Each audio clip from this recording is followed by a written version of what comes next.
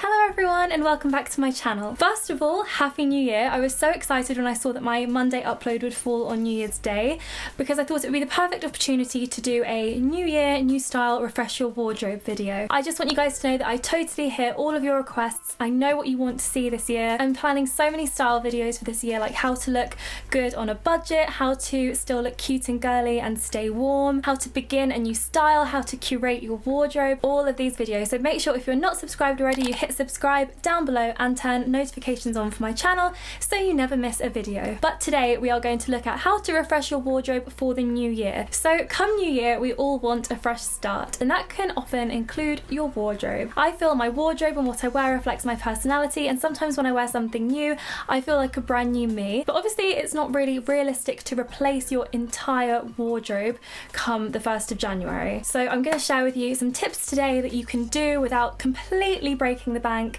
to update your wardrobe a little bit, refresh it, give it a little sparkle to get you ready for the new year. So step one is to have a clear out. I know some people find clear outs a little bit stressful. I personally find them the most therapeutic, satisfying, cleansing thing in the world. My wardrobe's literally bursting. This pole is like bending under the weight of clothes. So I love making a little bit of space for my peace of mind and also to make room for some new stuff. But you have to be ruthless. Many of you will have seen my wardrobe clear out that I did in the summer, and so many people were commenting like, no Freddie, you can't throw that away. And I'm just like, if I'm not going to wear it, what's the point? So if something's been sat in your wardrobe for months or maybe even years and you don't really wear it, then there's probably a reason for that and you're probably not going to wear it. So just be brave and throw it away. And of course you can donate your old clothes to charity, or you can try and sell them online. So my top tips for selling clothes online would firstly be realistic about what it is you're selling. If you didn't pay very much for it in the first place and it's old and worn, then the likelihood is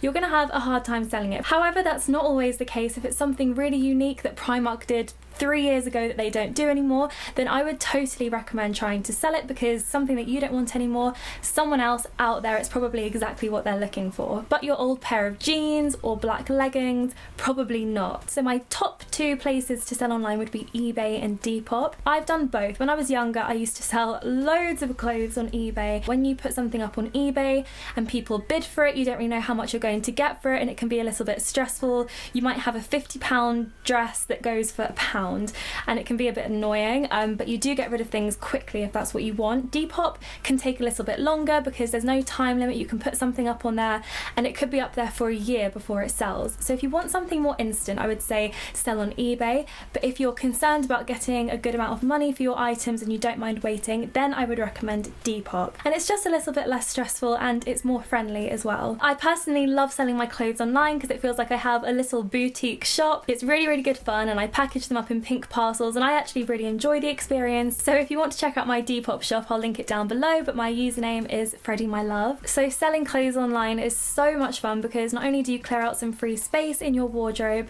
but you also have a little bit of money to spend. So personally, what I do with my clothes that I sell, I save the money up for months and months and months. I maybe sell like 30 to 40 items of clothing, and I have a little luxury fund, and that's how I buy all of my designer items. But that is definitely the number one step that you have to do before you're going to refresh your wardrobe. It's like taking your nail varnish off before putting on new nail varnish, or taking your old makeup off before you do a new face. It's like using primer, like you just have to do it. So step two is having a little bit of a rejig, a rejuggle, a rearrangement of the clothes that are already in your wardrobe before you add anything new. Sometimes clothes can totally just get lost in your wardrobe. It can sit at the back of your drawer or underneath at the bottom of your drawer, and you actually totally forget about it. So what I would do is have a day where you pull everything out of your wardrobe, out of your drawers, and just do a little mental inventory of what you actually have, and make sure you try stuff on. A dress that you used to love that you haven't worn in a while, you might put it on and realise that you don't really like it anymore, or it doesn't even fit. And likewise, something that you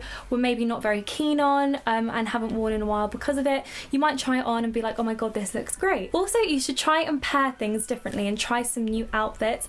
I am so guilty of this. When I get like a top and skirt that I know look good together, I always wear them together, and then I associate that as one outfit, and it's hard to break that mold. But actually that skirt might look just as good with another top or jumper. That top you're wearing might look great with a pair of jeans. And if you just mix and match your outfits a little bit and try not to like get outfits stuck together in your mind, then you're actually going to have way more outfits than you thought you did. And also just experiment a bit. Some things that you're not too sure, like, oh, maybe that would look cool, it might look a bit odd, it might look a bit different, just try it, you never know. And sometimes even doing something as simple as just cuffing the bottom of your jeans, rolling them up a little bit, rolling up shirt sleeves, tying shirts in a knot at the bottom, putting a little collared shirt underneath the jumper can just totally make them feel like a new piece of clothing. I'd also say that the new year is the perfect opportunity to mend anything that needs mending. We are all guilty of saying, oh, I'll get round to it, and never actually getting round to it. But if there's a button missing on something or a thread coming loose,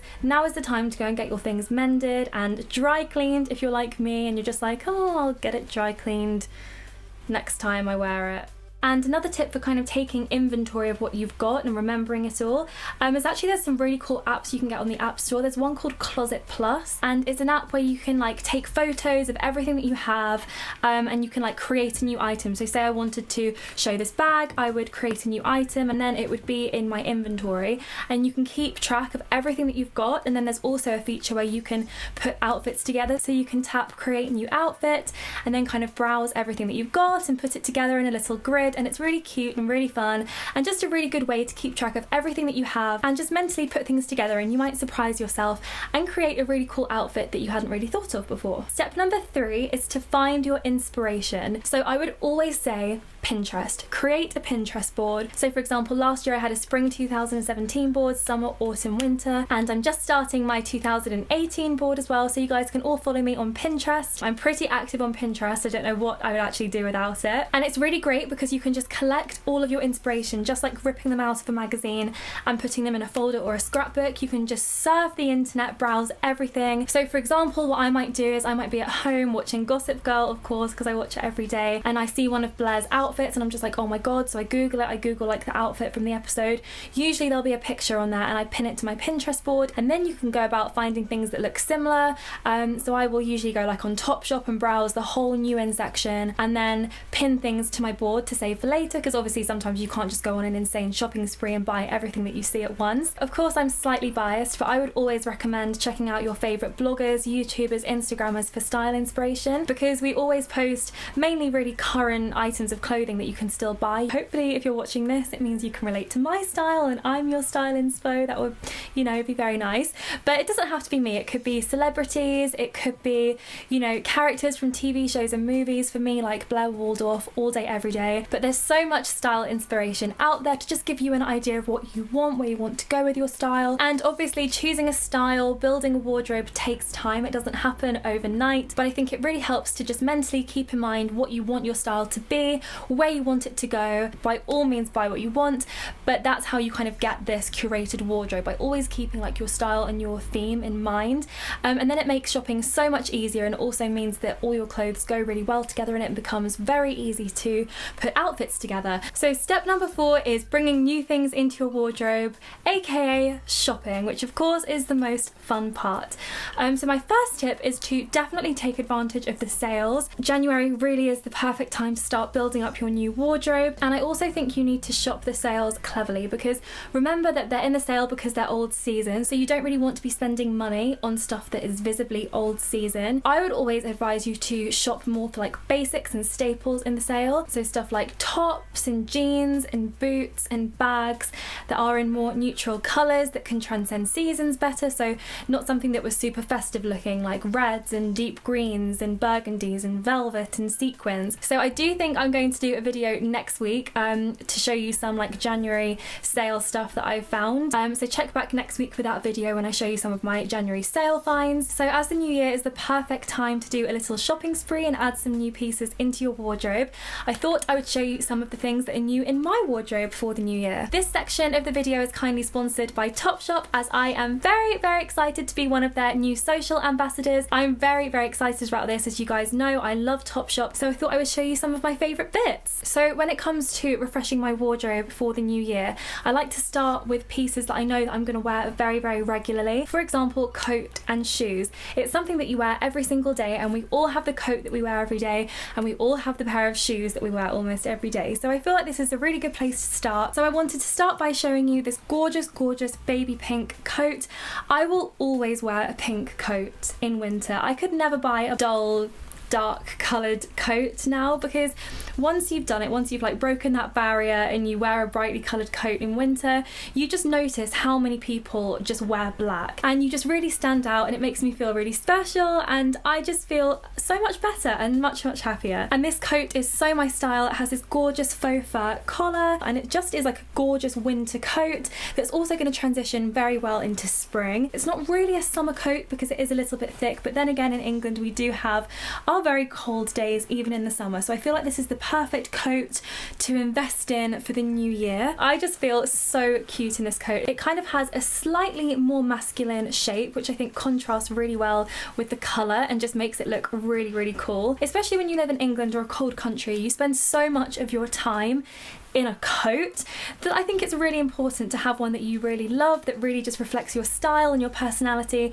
and that you feel really good and really cute and special in. Also, it kind of goes without saying, but don't forget that all of these clothes will be linked down below in the description box. I also like to replace a couple of basics, because stuff like turtleneck, like high neck tops, and just plain cute jumpers that go with a lot of stuff, I wear constantly. So mine do tend to get a little bit worn, especially if you're wearing it very often and you're putting it in the washing machine. Like, they don't always stay fresh.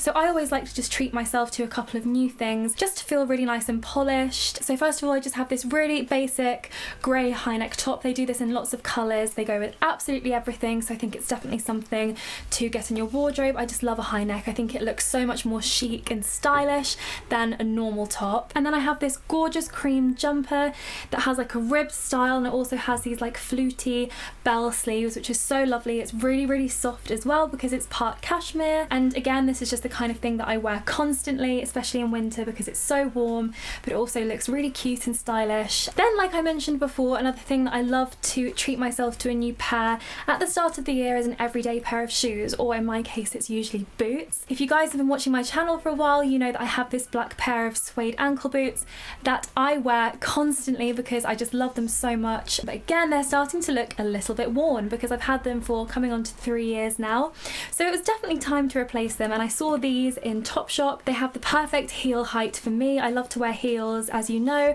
but I don't like them to be too high because I'm pretty tall as it is, and you know, you do have to walk. They're super, super soft, and these also have a really cute little gold hoop detail on the inside on the zip. So they are still a plain boot, but they just have this cute hidden detail, and I love gold. I love gold hardware and stuff. So yes, I cannot wait to start wearing these. They just look so fresh and new, and they're just going to look so stylish with so many outfits. So once I have my basics and my staples sorted, I often do like to treat myself to a shiny new complete outfit, which is what I've got here. I'm so excited to show you this. First of all, we have this beautiful nudie pink blouse. It's kind of like a silky satiny fabric, so it just looks very sophisticated and sexy, but it also has this really, really feminine, cute little scalloped collar, which I love. I think it's so beautiful. The colour's very me and it's very neutral, so even though I've put this together with this outfit, I could wear this blouse with so many different skirts and even tuck it into jeans to dress the jeans up a little bit.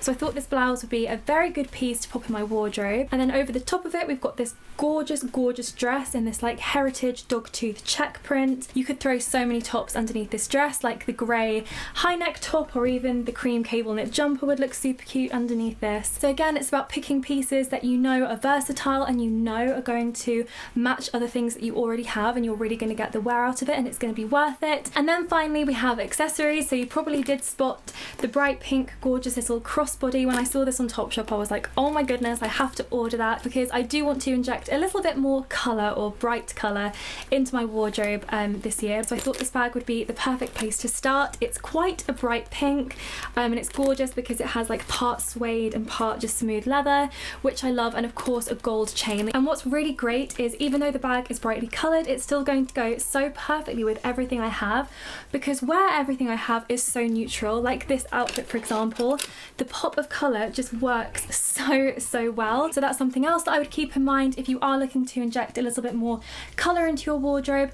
Do it through your accessories and your shoes. Speaking of accessories, I could not resist this gorgeous little grey crossbody. I thought it looked just like Chloe, and I'm really missing something like this in my wardrobe. I do think you have to keep in mind what you're missing, what you already have, because when I wear a lot of outfits that are very heavy on pink, for example this coat, wearing a pink bag on top of that can be a little bit much and it just doesn't look that good. And I loved how it looked just like Chloe.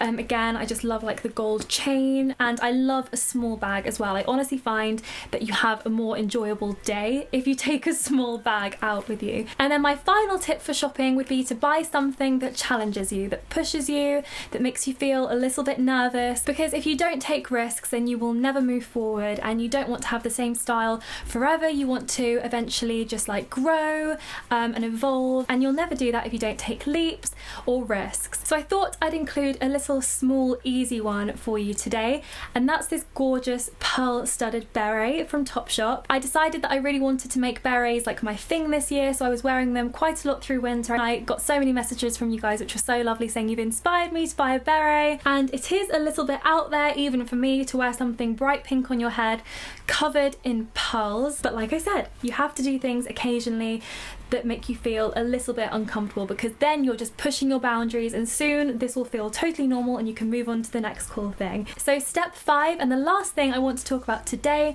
is confidence. Confidence is absolutely key when it comes to style, and I get so many messages from you guys saying I really want to dress like you, but I'm too nervous, I don't have the confidence, I'm not brave enough, my friends don't really get it. And my advice to you, it's something that's so much more easier said than done, but once you've kind of nailed it in your mind, you just become so much happier and everything becomes so much easier. And it really is just to decide whose opinion actually matters to you. If I walk through the city full of bankers in their suits, and I walk down in a bright pink coat, in heels and a beret covered in pearls, they are all going to look at me. And sometimes when people look at you, it can be uncomfortable, it can be intimidating, but then I just have to think, do I really care what all of those bankers in boring suits think of me?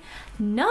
The most important thing is that you just be yourself. I would not be Freddy Cousin Brown if I walked in like a black puffer jacket and jeans and Doc Martens. You have to wear things that make you feel good, that inspire you, that make you really want to just go out and flounce down the street and show off. Maybe scratch the show off part, or not. And then forget the bankers in suits. It's also like other people my own age. People ask me like, how do you have the confidence to be so feminine and stick to your own style so much when it's so different to what's like trendy right now, this whole kind of like street style, Kylie Jenner vibe. They might think I look bad. Oh my god, her clothes are so stupid, what is she wearing? She thinks she looks nice. Oh my god, how cringe. I don't care, I'm happy. I love these clothes. Why would I wear things to please other people? You have to do what makes you happy and not care about anyone else.